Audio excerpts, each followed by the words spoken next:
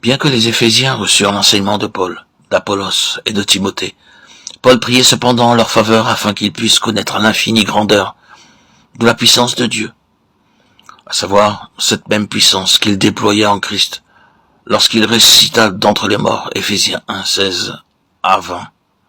Pourquoi devait-il prier de la sorte?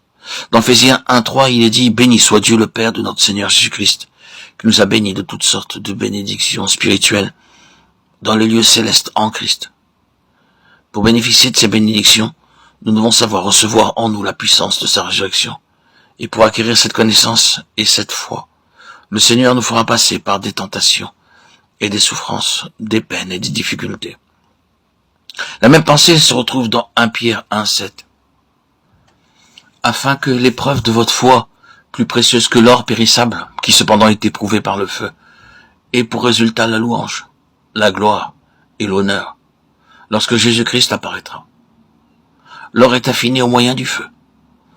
On ne peut le purifier avec de l'eau et du savon. Il faut qu'il passe toujours à nouveau par le feu purificateur, jusqu'à ce que la moindre impureté soit brûlée. De la même façon, Dieu nous fera passer par le feu pour nous libérer des doutes et de l'incrédulité.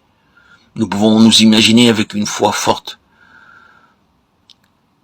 Mais le tout est de savoir si le Seigneur est satisfait de notre foi.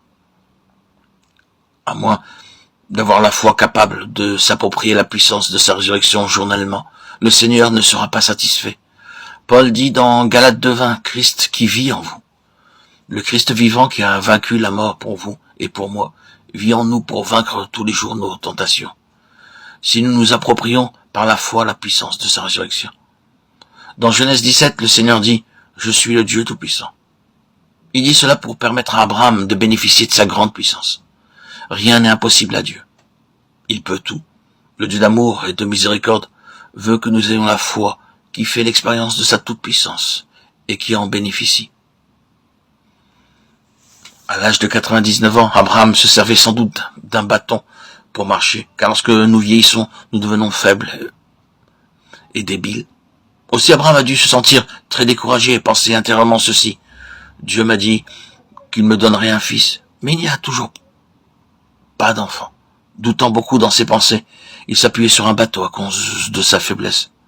Alors Dieu lui dit, en quelque sorte, jette ton bâton et marche droit.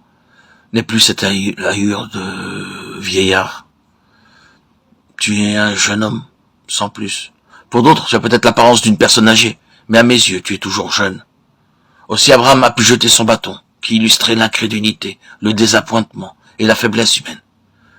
Dieu dit en fait, je suis le Tout-Puissant, et je vais déverser ma puissance en toi. Abraham demandait un fils, mais l'Éternel lui dit, je te rendrai fécond à l'infini. Je ferai de toi des nations et des rois sortiront de toi. Genèse 17:6. Sans cette expérience, Abraham n'aurait jamais su ce qu'il y avait dans le cœur de Dieu à son intention.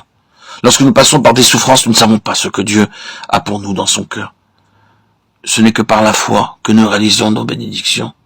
Le diable essaie d'affaiblir toujours à nouveau notre foi.